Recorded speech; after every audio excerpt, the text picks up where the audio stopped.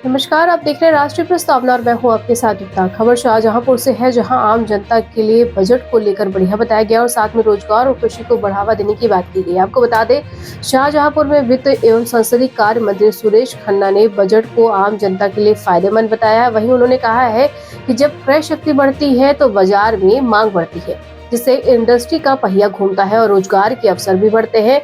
व्यापारी और डॉक्टर संगीता मोहन ने भी बजट का स्वागत किया है। उन्होंने अनुसूचित जाति और जनजाति के लिए नई योजनाओं को सराहा भी है।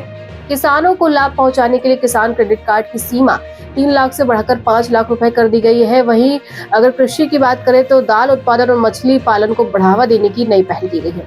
10,000 बच्चों के लिए फेलोशिप योजना शुरू की गई है, जिससे रिसर्च को प्रोत्साहन मिलेगा। साथ ही सीनियर सिटीजन की बात करें तो 1 लाख रुपए तक की राहत भी दी गई है, जबकि सर्विस क्लास के भी कर में छूट में बड़ी राहत मिली है।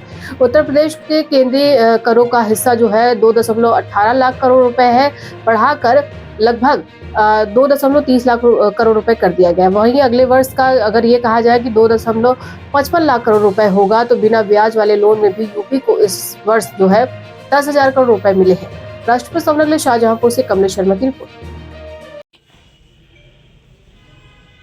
मध्यम वर्ग को, सामान्य वर्ग को, युवाओं को, किसानों को और महिलाओं को सबसे ज़्यादा फ़ायदा पहुंचाने वाला बजट है। और दूसरे शब्दों में कहा जा सकता है कि आम जनता के लिए सबसे बढ़िया बजट आया है। और उसका प्रभाव यह है कि लोगों के पास क्रय शक्ति बढ़ेगी। जब परचेजिंग पावर बढ़ती है तो बाज़ार में मांग बढ़ती है। जब मांग बढ़ती है तो इंडस्ट्री का पहिया तेज़ी से घूमता है। जब इंडस्ट्री का पहिया तेज़ी से घूमता है तो रोज़गार के अवसर बढ़ते हैं, जो हमारी सबसे बड़ी आवश्यकता है। साथ साथ किसान क्रेडिट कार्ड पर 3 लाख से 5 लाख रुपए तक की कर्जे की व्यवस्था हो गई। और बड़े पैमाने पर कृषि को प्रोत्साहन दिया जा रहा है। दालों में आत्मनिर्भरता की बात कही गई है और मैं समझता हूँ कि इसकी सबसे बड़ी आवश्यकता भी है। मछली पालन को भी बढ़ावा देने की बात कही गई। कृषि और उसके संबद्ध क्षेत्रों को प्रोत्साहित करना, इसके लिए हम विशेष रूप से बधाई देते हैं प्रधानमंत्री जी को और अपने वित्त मंत्री जी को। 10,000 बच्चों के लिए फेलोशिप, पीएम फेलोशिप का कार्यक्रम जो लॉन्च किया गया, उससे रिसर्च बढ़ेगा और उपलब्धि के लिए इनोवेशंस बहुत ज़रूरी है। इसलिए आज के समय की मांग है इनोवेशंस ज़रूर हो।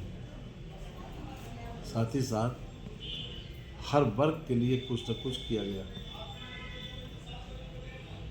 हमारे सीनियर सिटीजन्स के लिए उनको भी 1 लाख रुपए तक का राहत दी गई है।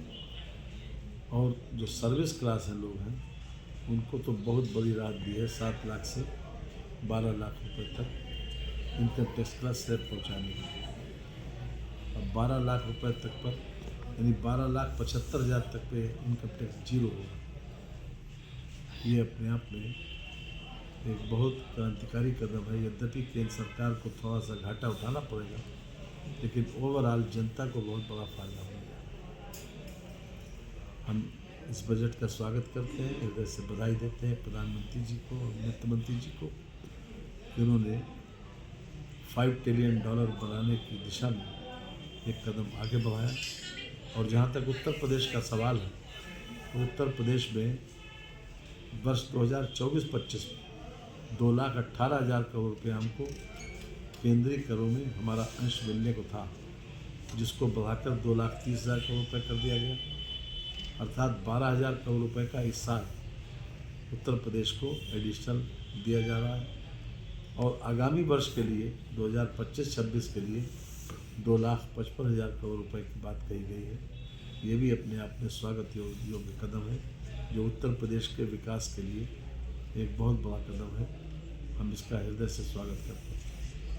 जहाँ तक 1,50,000 करोड़ रुपए का जो 50 साल तक बिना ब्याज के ऋण है, उसमें भी उत्तर प्रदेश सरकार को 10,000 करोड़ रुपए से ज़्यादा अभी मिल चुका है इस वर्ष में। और आगे भी हमको उम्मीद है।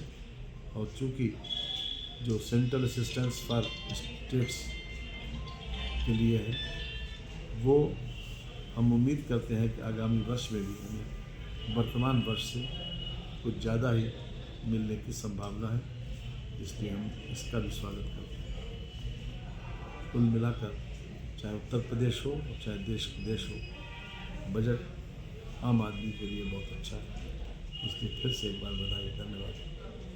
बजट बहुत ही बढ़िया मध्यम वर्ग को ध्यान में रख के बनाया गया है, ये स्वागत योग्य है। और नो टैक्स स्लैब की जो लिमिट इन्होंने बढ़ाई है वो बहुत ही बढ़िया कर दी है, 12 लाख रुपए कर दी है बढ़ा के।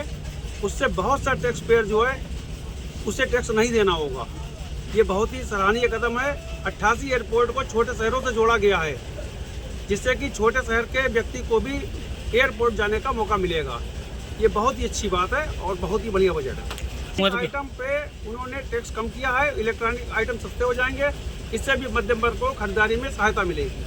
बहुत ही बढ़िया बजट, संतुलित बजट है। क्या कुछ कहना चाहेंगे? और हमारी तरफ से बहुत बढ़िया बजट है और मध्यम वर्ग को मजबूती प्रदान करने वाला है। क्या नाम है आपका? अमित अग्रवाल नाम है हमारा। जी, वित्त मंत्री श्रीमती निर्मला सीतारमण जी ने आज जो ये सेंट्रल गवर्नमेंट ने ये बजट जो पेश किया है सन 2025 में 8वां बजट, तो इसमें सभी वर्गों को ध्यान में रख के बजट पेश किया गया है, जिसमें सबसे मुख्य जो इसका केंद्र बिंदु ये रहा है कि जो टैक्स में रिबेट मिली है मिडिल क्लास को, ये एक बूस्टर डोज काम करेगी, क्योंकि मिडिल क्लास ही हमारी जो देश की है रीढ़ की हड्डी होती है। तो इनके इसमें टैक्स रिबेट मिलना टू 12 लाख एक बहुत अच्छी एक नीति है, बहुत अच्छा एक कदम है, जिससे एक मिडिल क्लास आदमी को बहुत ज़्यादा एक लाभ मिलेगा। इसके अलावा किसानों के हित में भी कई अच्छे निर्णय लिए गए, जिसमें किसान क्रेडिट कार्ड की सुविधा में जिसमें 3 से 5 लाख रुपए का ब्याज कर दिया गया है, इससे भी गरीब किसानों को बहुत ज़्यादा सुविधाएं मिलेंगी। इसके अलावा मेडिकल क्षेत्र में भी काफ़ी अच्छी नीतियां लाई गई हैं, जिसमें कैंसर के सहित कई 36 बीमारियों की free of cost district hospital में दवाइयाँ मिलेंगी। तो ये सब बहुत प्लस पॉइंट्स हैं, जिससे गरीब और मिडिल क्लास लोगों का बहुत ज़्यादा लाभ होगा, और मैं पूरी तरह समर्थन करता हूँ ऐसे बजट को। Thank you. हम लोग आज सुबह 11 बजे से ही बजट का जब से शुरू हुआ है आना, हम लोग सभी लोग देख रहे हैं लगातार, और हम सभी गृहिणियों को उम्मीद है कि काफ़ी अच्छा बजट आएगा। और अभी तो चल ही रहा है बजट का, कि देखिए क्या आगे आता है। अभी तक जो आया है उसमें आया है कि जो हमारी जीवन के लिए ज़रूरी वाली दवाइयाँ हैं वो सस्ती हो जाएंगी, इलेक्ट्रॉनिक उपकरण सस्ते हो रहे हैं, मोबाइल फ़ोन, कार इत्यादि सस्ते हो रहे हैं। कई योजनाएं भी किसानों के लिए आई हैं, और LED TV इसी टाइप की चीज़ें भी अभी तक तो इतना ही दिखाया कि ये सब सस्ते होंगे। बाकी तो अभी चीज़ें आ रही हैं, आगे देखिए क्या होता है। हमें उम्मीद है कि टैक्स में व्यापारियों के लिए उम्मीद है, मध्यम वर्ग के लिए कि टैक्स में अच्छी छूट मिलनी चाहिए। हो सकता है अभी आगे बजट चल रहा है आए, हम उम्मीद करते हैं कि बजट हम सभी के लिए बहुत अच्छा है। क्या नाम है आपका?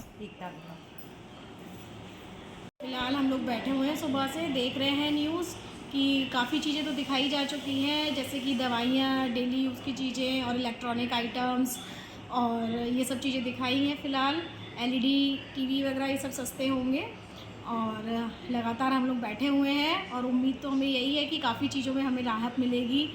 जो हम लोग गृहिणी लोग हैं, लेडीज़ लोग, उनको काफ़ी उम्मीदें हैं कि कई तरीके से हमें कुछ चीज़ें सस्ती मिलेंगी। और देखिए अब क्या दिखाते हैं। अभी फ़िलहाल जो चीज़ें दिखाई गई हैं उसमें तो यही आया है कि दवाइयाँ और कपड़ा भी सस्ता होगा, कपड़े के बारे में बताया गया है, इन चीज़ों में राहत मिलेगी। सलोनी अग्रवाल। देखिए 2025-2026 के लिए जो आज वित्तीय बजट पेश किया गया है वित्त मंत्री निर्मला सीतारमण के द्वारा, उससे मध्यम वर्ग को और ST SC यानी कि अनुसूचित जाति और अनुसूचित जनजाति वालों के लिए बहुत ही अच्छी योजनाएं आई हैं। स्पेशली ग्रामीण वर्ग के लिए भी, किसानों के लिए भी, जो उनका क्रेडिट कार्ड था वो उसकी लिमिट 5 लाख से बढ़कर और अधिक कर दी गई है, जिससे कि किसानों को बहुत ज़्यादा इसमें रोज़गार के अवसर भी प्राप्त होंगे, और अब कृषि के लिए संयंत्र वगैरह लेने में भी बहुत ज़्यादा ईजी हो जाएगा। उसके अलावा जो अनुसूचित जाति और जनजाति की पहली बार जो महिला उद्यमी बनी है, उनको करीब 2 करोड़ का टर्म लोन सरकार द्वारा दिया जाएगा, जिससे कि, और उन्हें प्रशिक्षण भी दिया जाएगा, मेंटोरशिप भी दी जाएगी, जिससे कि वो नए उद्योग की शुरुआत करें और अपने जीवन स्तर को ऊंचा उठाएं और हमारे राष्ट्र को भी उचित ऊंचाइयों तक ले जाएं। उसके अलावा चिकित्सा के क्षेत्र में भी करीब करीब 10,000 मेडिकल सीटों को बढ़ाया जाएगा और जितने भी जिला अस्पताल हैं और मेडिकल कॉलेजेस हैं उनमें डे केयर, कैंसर के मरीजों के लिए भी बहुत ज़्यादा सुविधाएं का ऐलान किया गया है और चिकित्सकीय सहायता हर वर्ग तक पहुँचे, हर जगह तक पहुँचे, उसके लिए भी बजट में बहुत सारी चीज़ें दी गई हैं। उसके अलावा जो 1 करोड़ पांडुलिपियाँ हैं उनको संरक्षण करने के लिए भी एक बहुत अच्छी स्कीम की शुरुआत हुई है। तो कुल मिला के ये कहना चाहिए कि महिलाओं के लिए, ग्रामीणों के लिए, मध्यम वर्ग के लिए, SC ST अनुसूचित और जनजातियों के लिए, महिलाओं के लिए बहुत अच्छा और अनुपूरक बजट है और इसमें सरकार ने अपना खजाना नहीं भरा है बल्कि मध्यम वर्ग के लिए उनकी जेबों के ऊपर विशेष ध्यान दिया है कि उनकी जेबें भरें और हर तरफ खुशहाली आए।